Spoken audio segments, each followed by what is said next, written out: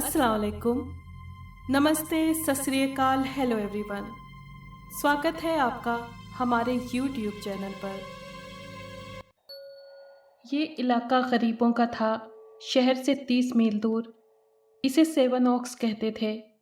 यहाँ किसान मजदूरों की आबादी थी। मैं यहाँ पहले कभी नहीं आई थी।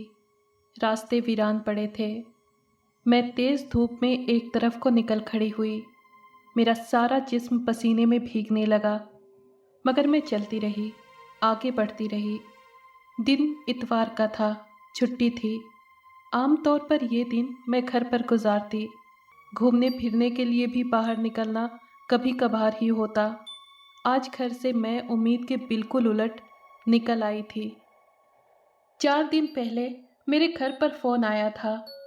अनजानी आवाज़ थी, किसी औरत की।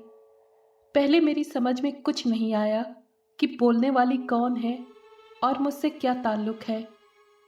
बहुत पूछने पर मालूम हुआ कि वो सेवन ओक्स के दूर दराज इलाके से बोल रही है और उसे मेरी मदद चाहिए, क्योंकि वो एक महीने से अपने घर में रहस्यमयी और अजीब आवाज़ें सुन रही है। कभी नीचे, कभी ऊपर बेडरूम में। अब तो कई दिनों से उसे भयानक साए भी दिखाई देने लगे हैं। ये साया एक ही है, लेकिन हर बार नया रूप धार कर सामने आता है। फ़ोन पर उसकी आवाज़ बिखरने लगी थी। मेरी आंखों में एक रहस्यमयी चमक पैदा हुई। ऐसे मौके पर यही होता है। मुझे अंदाज़ा हुआ कि मामला बहुत संगीन है। मैंने उसे कुरेदना चाहा, लेकिन वो और कुछ नहीं बता सकी। उसका गला रुंध गया था। उसने कुछ टूटे फूटे जुमले कहे। उनमें एक रिक्वेस्ट थी। वो फ़ौरन मुझे बुला रही थी। उसका शौहर और बच्चे ख़तरे में थे। मैंने वादा किया और घर का पता पूछा। कुछ देर वो कुछ नहीं बोल सकी। सिर्फ उसकी हिचकियाँ रिसीवर के नन्हे सुराख से आती रहीं। बड़ी मुश्किल से मैं उसका पता लेने में कामयाब हुई। मंजिल आ गई थी। मैं रुक गई थी। रास्ते के आखिरी सिरे पर वही मकान था जिसका पता मैंने लिया था। उसके सामने कुछ बच्चे खेल रहे थे। मेरे करीब पहुंचने से वो चौंके। मोहल्ले के शरीर कुत्तों ने मेरा वेलकम किया, तो बच्चों ने रोका और उन्हें डांटा और मेरी तरफ कदम बढ़ाए। मैंने अपने आने का मकसद बताया तो वो बेफिक्र होकर वापस चले गए और खेलने लगे। मैंने रुमाल से चेहरे का पसीना पोंछा और एक ही छलांग में उस मकान के दरवाजे पर जा पहुंची। अंदर से बच्चों के रोने की आवाज़ें आ रही थीं। साथ ही कोई मर्द भी चीख रहा था। मैं कुछ लम्हे दम साधे खड़ी रही। यहाँ कदम रखते ही मेरी अनदेखी काबिलियत ने अंगड़ाई ली थी। मुझे एहसास हुआ कि मैं एक हॉन्टेड मकान के दरवाजे पर खड़ी हूँ। मेरे होठों में खिंचाव सा पैदा हुआ।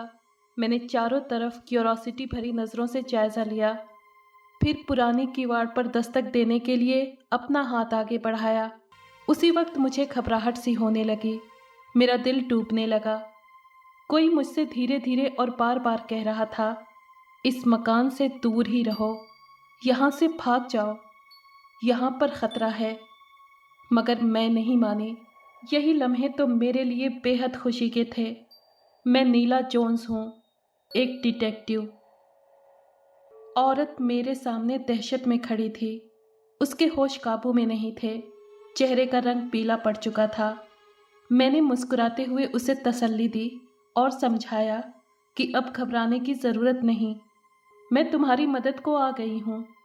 मगर उसका डर किसी भी तरह कम नहीं हुआ। उसकी फटी फटी आंखों से वीरानी टपकती रही। मैंने एक नज़र उस औरत के चेहरे पर डाली। ऐसा लगता था जैसे कोई अनदेखी रहस्यमयी ताकत उसे दबोचने के लिए पर तौल रही हो। मेरे एहसास भी उस औरत से कुछ अलग नहीं थे। अपने स्पिरिचुअल नॉलेज की वजह से मेरे लिए ये अंदाज़ा करना मुश्किल नहीं हुआ कि ये मकान सदियों पुराना है और इसके अंदर एक बेहद खौफनाक आत्मा रह रही है जिसकी उम्र 300 बरस है। मैं अजीब दुविधा में थी। मेरी उम्र कम थी और आत्मा की बहुत ज़्यादा। और वो शैतानी आत्मा भी थी। क्या मैं उस पर हावी हो सकूंगी? क्या मेरी रूहानी ताकत उसे हरा सकेगी? मैं सोचने लगी। मुझे खुदा ने एक बहुत ही अनमोल काबिलियत से नवाजा था और इसमें कोई शक नहीं कि मैंने उस काबिलियत की वजह से हज़ारों संगीन और पेचीदा मामले निपटाए थे। मगर जाने क्यों यहाँ आने के बाद मुझे ये एहसास बार बार होने लगा था कि इस मर्तबा बात ही कुछ और है। मैंने बड़े कमरे के 3-4 चक्कर लगाए। ये औरत का बेडरूम था। यहाँ वो एक बड़े बेड पर सोती थी। जब से आत्मा के आने का चक्कर शुरू हुआ था, वो सावधान हो गई थी। उसका शौहर और 3 बच्चे नीचे सिटिंग रूम में ही सो जाते। दरवाजे और खिड़कियां बंद रखने के बाद भी वो हर रात किसी के वजनी जूतों की थमक देर तक सुना करते। कभी सिटिंग रूम का दरवाज़ा खटखटाने की आवाज़ भी गूंजती। ऐसी सिचुएशन में वो बच्चों को सीने से चिमटाए सारी रात जागा करते। मैंने एक लंबी सांस ली। औरत की परेशान नज़रें मुझे ऊपर से लेकर नीचे तक घूरती रहीं। शायद अंदाज़ लगाना चाहती थी कि क्या मैं उसकी तकलीफ़देह परेशानी का हल कर सकूंगी या नहीं। मैं खिड़की से हटकर उसके पास आ गई। मेरी रिस्ट वॉच 10 बजा रही थी। बाहर वीरान रात का भयानक अंधेरा हर तरफ फैल चुका था। कुछ लम्हे मैं औरत के पास खड़ी रही, फिर कुर्सी पर बैठ गई। क्या बच्चे सो गए? आखिरकार मैंने सवाल किया। नहीं। क्या इन हालात में उन्हें नींद आ सकती है? औरत ने डरी आवाज़ में कहा। उफ, तुम बहुत बुज़दिल हो। मैंने गुस्से में उसे घूरा। इतनी देर से तुम्हें समझा रही हूँ कि अब ज़्यादा डरने की बात नहीं। मैं आज रात ही सारा मामला ठीक कर लूँगी। हाँ, ये बताओ कि बच्चे तुम्हारे किस कमरे में हैं? छोटे से स्टोर में, वो बोली। तुमने यही कहा था। ठीक है, ये बहुत अच्छा किया। वो इसी हालत में किसी खतरे से सेफ रह सकते हैं। मैंने कहा, क्या बच्चे वहाँ अकेले हैं? नहीं, मार्टिन उनके पास है, उसने जवाब दिया। क्या तुम वाकई हमें इस अजाब से छुटकारा दिला दोगी? मेरे बार बार कहने पर भी तुम्हें यकीन नहीं आता। मुझे गुस्सा आ गया। अगर मेरे लिए ये काम बहुत मुश्किल था तो मैं यहाँ क्यों रुकती? ओ, तुम तो नाराज़ हो गई, औरत ने छेप कर कहा। मेरे पूछने का मकसद ये नहीं था। दरअसल तुमसे पहले भी हम 2 आदमी लाए थे। उन्हें भी आत्माओं को भगाने का लंबा चौड़ा तजुर्बा था। कम से कम वो ऐसा ही दावा करते थे। उन्होंने अपना अमल भी किया, मगर परमानेंटली कोई फ़ायदा नहीं हुआ। अलबत्ता कुछ दिन हम शांति से रहे, लेकिन कुछ रोज़ से फिर वही पुराना अजाब शुरू हो गया है। अच्छा, अब तुम बच्चों के पास जाओ और स्टोर का दरवाज़ा बंद कर लो, मैंने उसे ज़ोर देकर कहा। हो सकता है चीख पुकार या तोड़ फोड़ और धमाके की आवाज़ तुम लोगों तक पहुँचे, लेकिन किसी हाल में दरवाज़ा मत खोलना। तुम्हें मेरी परवाह नहीं होनी चाहिए। और हाँ, ये बात भी नोट कर लो, उस खब्बीस आत्मा से या तो सब लोगों को हमेशा के लिए छुटकारा मिल जाएगा या फिर मेरी लाश यहाँ से जाएगी। जाओ और अब मुझे बिल्कुल तन्हा छोड़ दो। औरत ने नज़र भरकर मुझे देखा और खामोशी से स्टोर की तरफ बढ़ गई। कमरे का दरवाज़ा लॉक करके मैं वापस आकर बैठ गई। तभी एक नई ताकत ने मेरे जिस्म में अंगड़ाई ली। मैं कुर्सी से उठी और उस बंद खिड़की के करीब आई, जिसके बारे में औरत ने बताया था कि वो हर रात 11 बजे इसी तरफ से आत्मा को अंदर आते देखती है। मार्टिन से कहकर एक बड़ी मेज़ मैंने उसी जगह लगवाई थी। मेरे अमल के लिए ये जगह बहुत सही थी। बड़ी मेज़ वहीं पड़ी थी और कुछ ज़रूरी चीज़ें लाइन से उस पर रखी थीं। 6 मोमबत्तियाँ, एक डब्बा अगरबत्ती का और पानी से भरे 2 प्याले। 11 बजने में 20 मिनट बाकी रह गए थे। मैंने जल्दी से अपना ड्रेस चेंज किया, सर के बाल जूड़े की शक्ल में पीछे की तरफ बांधे, हाथों में दस्ताने पहने पर्स में से एक तावीज़ निकालकर गले में डाला, सर पर काले स्कार्फ की पट्टी चढ़ाई, चोगे जैसा ठीला ठाला लबादा पहनकर मैं अजीब चीज़ नजर आ रही थी। सर से पैर तक काली और रहस्यमयी। मैंने तेजी से 6 मोमबत्तियां रोशन की, अगरबत्तियां जलाईं और तावीज़ जलती मोमबत्तियों के बीच में लटकाने का इंतज़ाम किया। मेरी तैयारी पूरी हो चुकी थी। अब शैतान के आने का इंतज़ार था। मैंने घड़ी देखी, 10 मिनट और गुजर चुके थे। ठीक 11 बजे आत्मा के आने की उम्मीद थी। मैं बड़ी मेज़ के करीब आ खड़ी हुई। मेरा दिमाग शांत था। हाँ, अनकॉन्शियस माइंड के किसी अंधेरे कोने में एक नन्ही सी लाल बत्ती बार बार जल उठती थी। ये फिजूल के डर और अंदेशे की पहचान थी। शायद इसलिए कि अनजाने तौर पर मुझे नाकामी का हल्का सा अंदेशा भी था। मैं तन कर खड़ी हो गई। हर तरफ अथाह सन्नाटा था। पेड़ों पर बसेरा करने वाले परिंदे भी खामोश थे। मैं धीरे धीरे पवित्र किताब के बोल दोहराने लगी। 11 बजने में सिर्फ 2 मिनट बाकी थे। मैं अचानक चौंक पड़ी। मुझे यूं लगा जैसे कोई मेरे पास ही खड़ा हो। मैंने चारों तरफ नज़र दौड़ाई। मुझे कोई दिखाई नहीं दिया। बेडरूम में मेरे सिवा कोई दूसरा शख्स नहीं था। मैं अपनी जगह चुपचाप खड़ी रही। मेरी असाधारण छठी हिस्स बार बार कह रही थी कि बेडरूम में कोई और भी है। मैंने खुद को पूरी तरह काबू में रखा। काम का वक्त आ चुका था। मैंने अपनी नज़रें उस तरफ गाड़ दी जिधर मुझे किसी के होने का शुबा हुआ था। मेरे सारे सेंसेस धीरे धीरे सिमटकर आंखों में आ गए। अचानक मेरी नाक से सांस लेने की तेज़ आवाज़ निकलने लगी। फिर वो बात हुई जिसकी मुझे उम्मीद थी। मेरी आंखों से फूटती हुई रोशनी के घेरे में एक बहुत ही भारी भरकम और ऊंचे कद का साया धीरे धीरे उभरने लगा। उसका रूप साफ होता चला गया। कैसी भयानक सूरत थी उसकी, खुदा की पनाह। आज भी याद करती हूँ तो मेरे सेंसेस बिखर जाते हैं। चेहरा भयानक और बिगड़ा हुआ, गोश्त से खाली, अंगारों की तरह दहकती हुई बड़ी आंखें, तीर की तरह नुकीले और बड़े दांत, सीना हड्डियों का ढांचा लेकिन फैला हुआ, टांगे किसी तने हुए पेड़ की तरह वजनी और लंबी। एक पल के लिए मेरा सारा वजूद लरज उठा। खबीस साया मुझे अपनी गुस्से भरी आंखों से घूर रहा था। मैंने अपना पढ़ना जारी रखा। रूहानी ताकत की भरपूर मजबूती आत्मा को ट्रांस में जकड़े रही। मेरी गॉड गिफ्टेड खूबियाँ रंग दिखा रही थीं। साये ने आगे बढ़ने की हिम्मत नहीं की। यूँ लगता था जैसे उसकी सारी शैतानी ताकतें छीन ली गई हों। वो अपनी जगह बिना हिले डुले खड़ा था। सिर्फ उसकी अंगारों जैसी रोशन आंखें मुझे देख रही थीं। फिर मैंने उसे अंदर आने का हुक्म दिया। वो धीरे से हिला। उसका ऊंचा भारी भरकम साया डोला। दूसरे ही लम्हे वो खिड़की से अंदर आ गया। वो मेरी बात मान रहा था और मेरे कंट्रोल में हो चुका था और मेरे सवालों का जवाब देने के लिए फौरन तैयार हो गया। तुम कौन हो?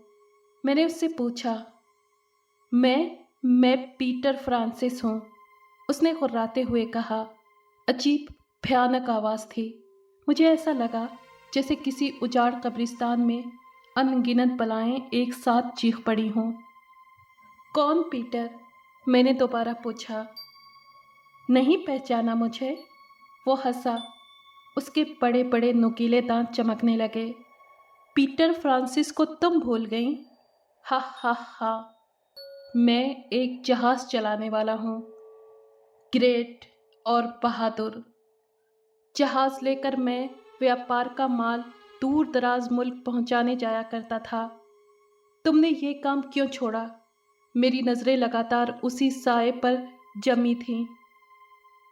मुझे मजबूर किया गया था, वो चीखा। गुस्से से उसकी आंखों में आग सी भड़क उठी। पहले मैं बड़ा सीधा साधा इंसान था, मासूम और शरीफ, सिर्फ अपने काम से काम रखता था। फिर मुझे एक लड़की से मोहब्बत हो गई। वो बहुत हसीन थी। मैं उसे जंगलियों के देश से ले आया था। वो बहुत खुश थी। मैं उसे घर पर अपने छोटे भाई की निगरानी में छोड़कर व्यापार के लिए सफ़र पर निकल गया। वहाँ मुझे कुछ देर हो गई। वापस ये सोच कर आया था कि लड़की से शादी कर लूँगा। मेरे पास ढेर सारी दौलत थी। घर पहुँचा तो मेरे भाई ने उस लड़की से शादी रचा ली थी और वो प्यार मोहब्बत के साथ जिंदगी। मेरा खून खौल उठा। मेरे जिस्म के अंदर एक जहन्नम दहक रहा था। मैं खुद पर काबू नहीं पा सका। इंतकाम ने मुझे दीवाना बना दिया। मैंने उसी रात बदला ले लिया। भाई और उसकी बीवी को पहले रस्सी से बांधा, फिर कुल्हाड़े की एक एक भरपूर चोट से दोनों के सर तन से जुदा कर दिए। उनके गले से गरम गरम खून उबला तो मैं उसे किसी प्यासे की तरह घुटनों के बल झुककर गटागट पीने लगा। खून पीकर भी मेरे अंदर इंतकाम का जहन्नम सर्द नहीं हुआ, ठंडा नहीं हुआ। मुझे हर औरत जहर लगने लगी। हर मर्द मुझे अपना दुश्मन महसूस होने लगा। शादीशुदा जोड़े का खून पीने लगा। आज भी मेरे इंतकाम की भट्टी सुलग रही है। तुम गलत काम करते हो। ये सरासर जुल्म है। तुम एक अच्छे इंसान थे। तुम वही बन जाओ। तुम एक अच्छे इंसान बन जाओ। यहाँ से चले जाओ। मैंने उसे समझाते हुए कहा, नहीं नहीं, ऐसा नहीं हो सकता। मेरे अंदर इंतकाम का एक जहन्नुम खौल रहा है। मैं इस दुनिया के सारे लोगों का खून पीता रहूँगा। मुझे कोई नहीं रोक सकता। मैं तुम्हारा भी खून पी जाऊँगा। वो भेड़िए की तरह गुर्राया। फिर उसने हरकत की। मैं फौरन संभल गई। मेरी छठी हिस्स जाग चुकी थी। एक सेकंड के लाखवें हिस्से में ये ख्याल मेरे दिमाग को चकनाचूर कर गया कि खबीस साया मुझ पर झपटने वाला है। मैंने अपना अमल तेज कर दिया। मेरा सारा वजूद एक रूहानी ताकत बनकर मेरी नज़रों के ज़रिए साए तक शिफ्ट होने लगा। मेरी आंखें उबल पड़ी। फिर कुछ ही देर के बाद एक तेज चिंगारी जैसी लहर मेरी आंखों से निकली और साए के ऊपर जा पड़ी। वो तेज तकलीफ से टकराया। उसका साया कांपा, थरथराया और धीरे धीरे वो सुलगने और जलने लगा। तड़प से उसके जिस्म में ऐंठन सी हुई। अचानक उसके हलक से खुटी खुटी चीखें निकल रही थीं। देखते ही देखते वो पहले शोला बना, फिर राख में बदलने लगा। उस वक्त मैं अपने होश में नहीं थी। अनजाने एहसास ने मुझे अपने आप से बेगाना कर दिया था। मेरे सेंसेस सुन्न हो गए थे। सारा जिस्म अकड़ कर रह गया था। मेरे सबकॉन्शियस में एक ही ख्याल था कि मुझे कोई ठोस कदम उठाना है। आत्मा के इरादे सही नहीं थे। 300 बरस से वो सिर्फ एक खौलता हुआ वजूद था। ऊपर से लेकर नीचे तक मौत और इंतकाम। उसे इंसानों से सख्त नफरत थी। दुनिया के एक एक आदमी को हलाक कर देना उसका मकसद था। उसको समझाना अब पॉसिबल नहीं था। सेवन ओक्स की आबादी के लिए अमन और सुकून उसके ख़त्म हो जाने के बाद ही पॉसिबल था। इसलिए मेरा आखिरी कदम ठोस साबित हुआ। 3 सदियों से जलने भड़कने वाली भट्टी अब ठंडी हो चुकी थी। वो खब्बीस पला अब ख़त्म हो चुका था। बेडरूम का दरवाज़ा पीटा जाने लगा। बाहर लोगों के बोलने की आवाज़ें आ रही थीं। शायद उनमें से कोई रो भी रहा था। होश में आते ही मुझे बेडरूम के बाहर लोगों का शोर सुनाई देने लगा। मैंने तेज़ी से आगे बढ़कर चिटकिनी गिराई और दरवाज़ा खोल दिया। बरामदे में कुछ जानी पहचानी शक्लें दिखाई दीं। ये पड़ोस के लोग थे। उनके चेहरे पर हवाइयाँ उड़ रही थीं। मेरी होस्ट का कोई पता नहीं था। शायद वो मेरे कहने के मुताबिक अब तक स्टोर ही में अपने शौहर और बच्चों के साथ बंद थी। मैंने सामने देखा, लोग सहमे खड़े थे। उनकी फटी फटी आंखें मुझ पर जमी हुई थीं। रूहानी अमल के बीच में पहना जाने वाला अजीबोगरीब ड्रेस मेरे जिस्म पर था। ये निराला रूप उन्हें हैरान कर रहा था। इस ख्याल के आते ही मेरे होठों पर एक हल्की सी मुस्कुराहट उभरी। मैं बेडरूम से बाहर आ गई। फरमाइए, क्या बात है? मैंने धीरे से पूछा। जी जी जी, आप कौन हैं? एक अधेड़ उम्र शख्स ने मुंह खोला। मैं साइकिक डिटेक्टिव हूँ, नीला जोन्स। मैं मुस्कुराई। मेरा काम आत्माओं की खोज लगाना है। क्या मिसेस मार्टिन ने आपको बुलाया है? जी हाँ। क्या इस मकान का भूत नज़र आया? दूसरे शख्स ने पूछा। ये एक ऊंचे कद का नौजवान था। जी हाँ, भूत ख़त्म हो चुका है। मेरा लहजा नरम रहा। अब ये घर पूरी तरह से शांत रहेगा। मगर वो लोग कहाँ हैं, मिस्टर मार्टिन और उसके घर वाले? अधेड़ उम्र आदमी ने सवाल किया। मेरे कहने के मुताबिक वो सब नीचे स्टोर में होंगे। मैंने जवाब दिया, आइए चलकर देखते हैं। मैं आगे बढ़ी। मेरा रुख निचली मंजिल की तरफ था। लोग इज्जत से मुझे रास्ता देने के लिए हटे। मैं गंभीर अंदाज में चलती हुई सीढ़ियों के करीब आई। मोहल्ले के लोग मेरे पीछे पीछे थे। उनकी नज़रों में मेरे लिए अब भी डर था। वो मुझे कोई अजूबा ही समझ रहे थे। स्टोर के पास पहुंचकर मैं रुकी। मेरे साथ पीछे आने वाले लोग भी थम गए। स्टोर का दरवाज़ा बंद था। इमेजिनेशन की आंख से मैंने देखा कि मिसेस मार्टिन और उनका शौहर अपने बच्चों को संभाले धीरे धीरे कुछ पढ़ने में बिजी हैं। उनके लब धीरे धीरे हिल रहे हैं। मेरी ये खूबी भी खुदा की देन थी कि अपनी सोच एक पॉइंट पर जमा करते ही मेरी इमेजिनेशन का दरवाज़ा खुल जाता और जिस चीज़ के बारे में मैं जानना चाहती वो एक साफ मंजर की शक्ल में मेरी नज़रों के सामने आ जाती। मिसेस मार्टिन और उसकी फैमिली को सुरक्षित पाकर मुझे काफ़ी सुकून हुआ। मैंने लोगों की तरफ मुड़कर देखा, फिर दरवाजे पर हौले से दस्तक दी। दरवाज़ा फ़ौरन ही खुल गया। मुझे सबसे पहले मिसेस मार्टिन का परेशान चेहरा नज़र आया और उसके पीछे मिस्टर मार्टिन और बच्चे थे। उन सब के होश गुम थे। मैंने उन्हें स्टोर से बाहर आने का इशारा किया। वो लोग बाहर निकल आए। कुछ देर पहले बहुत भयानक आवाज़ें गूंज रही थीं। मिसेस मार्टिन ने बोलने में पहल की। क्या बना? कुछ तुमने किया भी? हाँ, अब ये मुसीबत हमेशा के लिए तुम्हारे घर से जा चुकी है। मैंने उसके कंधे थपथपाए। अब ये तुम लोगों को कभी परेशान नहीं करेगा। कैसे? मैंने उस बला को मार डाला है। मार डाला है? वो चहकी मगर फिर फौरन ही उदास हो गई। नहीं नहीं, ऐसा होना बहुत मुश्किल है। भूत दूर करने वाले पहले यही कहते हैं, लेकिन मैं तुमसे कह रही हूं ना कि वो बुरी आत्मा अब यहाँ कभी नहीं आएगी। मैंने उसे ख़त्म कर दिया है। यकीन नहीं आता मिसेस जोन्स, मिस्टर मार्टिन बोले। इससे पहले भी। आइए आइए, आप लोग मेरे साथ बेडरूम में चलिए, मैंने कहा। मैं आपको उसकी हलाकत की निशानी दिखाऊंगी। वो सब लोग यूं ही चुपचाप अपनी जगहों पर खड़े रहे। शक व शुबह की परछाइयां उनकी आंखों में तैर रही थीं। आप लोग मेरे साथ आइए। इस बार मेरा लहजा तेज था। मैं आपके सामने ये साबित करूंगी कि मेरी बात मजाक नहीं। मैं उस शैतान आत्मा को हलाक करने की काबिलियत रखती हूँ। तुम क्या सबूत दोगी मिसेस जोन्स?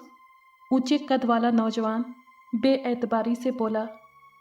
मिसेस मार्टिन के पास तुमसे पहले जो लोग भूत का इलाज करने आए थे, उन्होंने भी दावा किया था कि आत्मा हलाक हो चुकी है, मगर वो कोई सबूत नहीं दे सके। मुझे बहुत गुस्सा आ गया। ये लोग मेरी बातों का एतबार नहीं कर रहे थे। अपने शक और वहम के खोल से बाहर निकलने को तैयार नहीं थे। मैंने खुद को काबू में रखते हुए उनकी तरफ नज़र उठाई और नरम और शांत लहजे में उनसे कहा, सबूत में आपको दिखाने के लिए मेरे पास कई चीज़ें हैं, जैसे आत्मा के जिस्म की राख, उसकी हड्डियाँ और बाकी चीज़ें। आपने पहले ये बातें नहीं सुनी होंगी। आप कहेंगे आत्मा भस्म तो हो सकती है, मगर ये उसकी राख और हड्डियाँ क्या मतलब? हड्डियाँ तो ठोस जिस्म की होती हैं, जबकि आत्मा अच्छी हो या बुरी एक हवाई चीज़ है। क्यों, यही ख्याल है ना तुम्हारे दिमाग में? मैंने नौजवान की आंखों में देखते हुए कहा, ब, ब, बिल्कुल ठीक। नौजवान हकलाया। उसकी आंखों में मेरे लिए बेपनाह रिस्पेक्ट झलकने लगा। आत्मा कैसी भी हो, असल में होती तो हवा ही है, मैंने बताया। लेकिन मैं जब किसी आत्मा का खोज लगाती हूँ तो उससे कांटेक्ट करते ही तो उसे हवाई वजूद से उसकी असल ठोस शक्ल में आने पर मजबूर कर देती हूँ, और उसके बाद मेरी तरफ से पढ़ा जाने वाला मंत्र उस पर फौरन असर दिखाता है। यही नहीं, बल्कि उस रूहानी अमल का रिएक्शन भी वही होता है जो एक ठोस वजूद पर होना चाहिए। बहुत हैरानी की बात है, किसी के मुंह से निकला। हाँ, ये बात तो हैरानी की है। मैं हंसी, लेकिन यही मेरे इल्म का कमाल है, यही मेरे ज्ञान का कमाल है। डरिए नहीं, आइए मेरे साथ। कमरे में आत्मा के ठोस वजूद की चीज़ें बहरहाल मौजूद होंगे, आइए ना। फिर मिसेस मार्टिन सबसे पहले आगे बढ़ी थी, उसके पीछे दूसरे लोग भी। मुझे बेहद खुशी हुई, मैंने उन सब का दिल जीत लिया था। अगर आपको ये कहानी पसंद आई है तो प्लीज़ लाइक और शेयर करें और कमेंट बॉक्स में अपनी राय का इजहार कीजिए। अगर आपने हमारे चैनल को अभी तक सब्सक्राइब नहीं किया है तो प्लीज़ सब्सक्राइब कर लें और बेल आइकन को प्रेस कर दें ताकि आने वाली हर कहानी का नोटिफिकेशन आपको मिल सके। शुक्रिया।